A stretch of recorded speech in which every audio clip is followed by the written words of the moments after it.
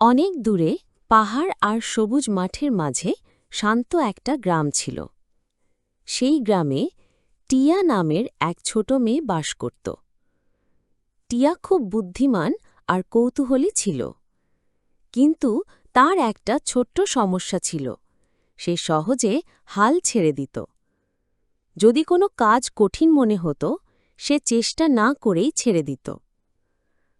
একদিন স্কুলের শিক্ষক ঘোষণা করলেন যে তারা গ্রামের সবচেয়ে পুরনো গাছটির নিচে একটা বাগান তৈরি করবে।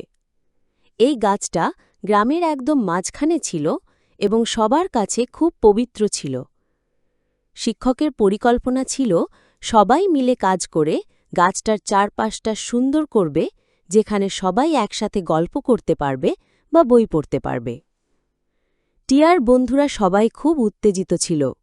তারা কোদাল, নিড়ানি আর বীজ নিয়ে এলো। টিয়াও প্রথমে খুব উৎসাহী ছিল।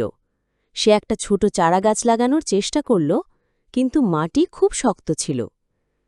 টিয়া একবার চেষ্টা করল, দুবার চেষ্টা করল, তারপর বিরক্ত হয়ে কোদালটা ফেলে দিল।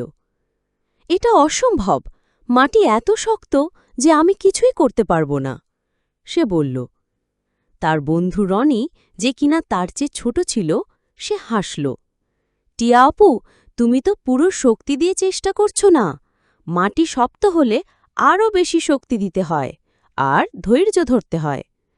টিয়া রেগে গিয়ে বলল, তুমিই করো তাহলে, আমি হাল ছেড়ে দিলাম। সে একপাশে সরে গিয়ে বসে পড়ল।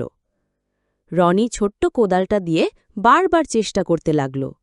মাঝে মাঝে তার কষ্ট হচ্ছিল, কিন্তু সে থামল না। কিছুক্ষণ পর সে ছোট্ট একটা গর্ত খুঁড়তে পারল। তারপর সে তার চালাগাছটা সাবধানে বসিয়ে দিল। টিয়া দেখল রনি সফল হয়েছে। তার মনে খারাপ লাগছিল। সে উঠে গিয়ে আরেকটা জায়গা বেছে নিল। এবার সে আগের চেয়ে আরও বেশি শক্তি দিয়ে কোদাল চালাতে লাগল। প্রথমবার ব্যর্থ হল, দ্বিতীয়বার ব্যর্থ হল, কিন্তু এবার সে হাল ছাড়ল না।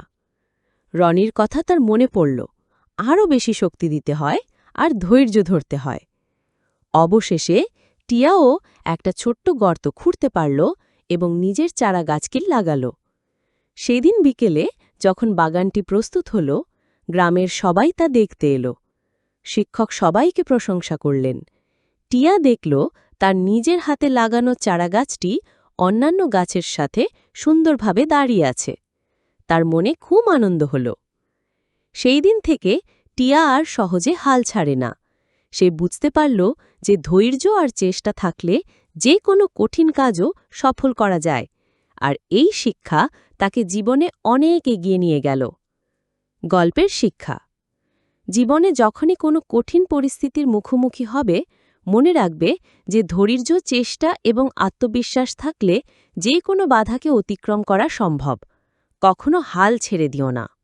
অনেক দূরে পাহাড় আর সবুজ মাঠের মাঝে শান্ত একটা গ্রাম ছিল।